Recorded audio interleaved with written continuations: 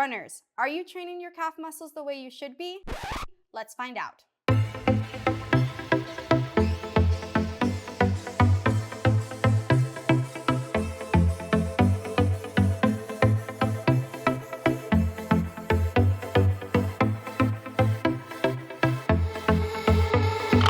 Prehabbers, welcome back to the channel. We are so happy you are here and are taking control of your health. Dr. Lauren Linus, Doctor of Physical Therapy, and today let's talk about strengthening a very undervalued muscle group if you are a runner, the calf muscles. So let's start with just talking about what the calf muscles are and their role in running. When you think about the calf muscles, it's a group of 3 different muscles, okay? The gastrocnemius, the soleus, and the plantaris. Now, the gastrocnemius and the plantaris assist with ankle or plantar flexion, which is where we point the toes down, okay, and knee flexion, just because both those muscles actually cross behind the knee joint, so they do play a small role in knee flexion as well. Now, the soleus muscle is a really, really cool muscle, especially for endurance athletes. This is because this muscle doesn't cross the knee joint, so its main role is plantar flexion, right, or pointing the toes down. And also, too, the soleus muscle has to accept about 8 times our body load when we are running. This muscle is also made up of type 1 muscle fibers, which means that it plays a big role in slow twitch muscle activation, which is really important for endurance sports, as compared to the gastrocnemius, which is made up of more type 2 muscle fibers, those fast twitch muscle fibers, which play less of a role in endurance sports. So today I want to get into a few of my favorite exercises to strengthen both the gastrocnemius and the soleus, with really focusing on some soleus strengthening exercises because they do play such a big role in endurance running. Let's get into it. I'm really excited.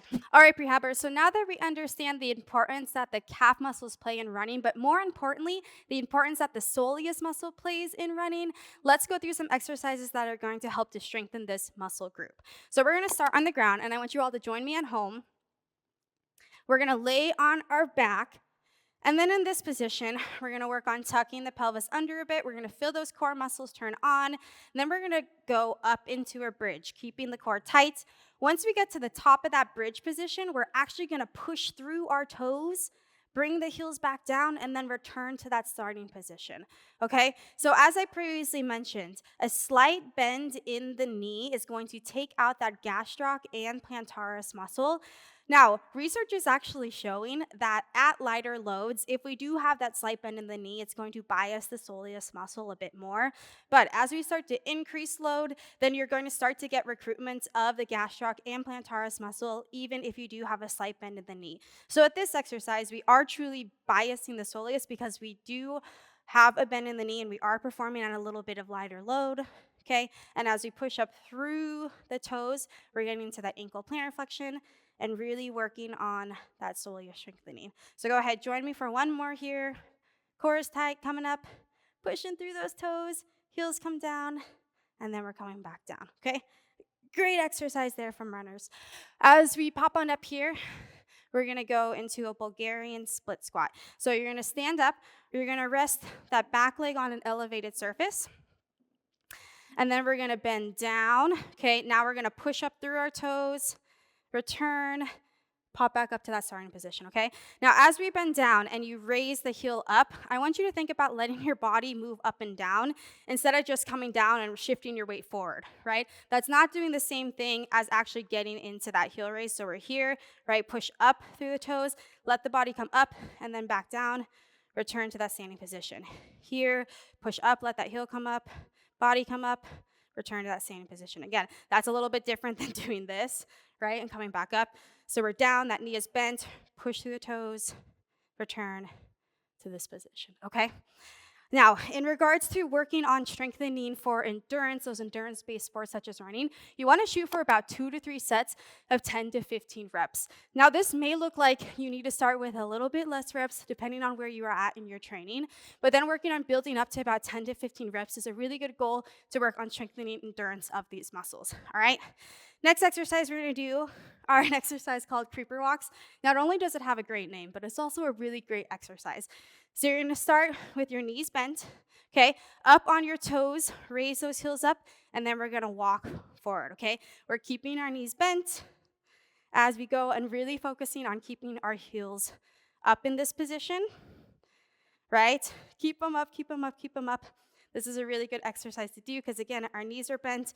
We're biasing that soleus muscle just a little bit more. Now, in a standing position, we are putting a little bit more load with the exercise. So, yeah, we're probably getting a little bit of recruitment of the gastrocnemius muscle as well as the plantaris, but still a really good way to work on strengthening that soleus muscle because of the role that it does play in endurance sports. All right, last exercise I'm going to take you all through today is a step up with the heel raise at the top of the motion. So we're gonna make this a little more functional by going into more of a single leg exercise, just like running is. So you're gonna find that step at home. You're gonna step up, push through the toe, come back down, okay? Up, push through the toe, come back down. And I encourage you to kind of get those arms moving too, right? As if you were running. Really think about come up, push through that toe. So we're going into that heel raise, okay? Again, another good exercise to shoot for about 2 to 3 sets, 10 to 15 reps. As you can tolerate, it is more than okay to start with less reps, less sets, and then build your way up as you get stronger. I recommend trying some of these exercises either barefoot or wearing more of a minimalist type shoe. I like wearing the Vivo barefoot shoes, but doing these exercises barefoot or with a minimalist type shoe really allows you to be able to work on strengthening the muscles in the bottom of your feet, improving your proprioception, and improving your overall balance to become a better runner. All right, prehabbers, I need to go cool down and stretch out my calf muscles, but let's review the big takeaway points from this video.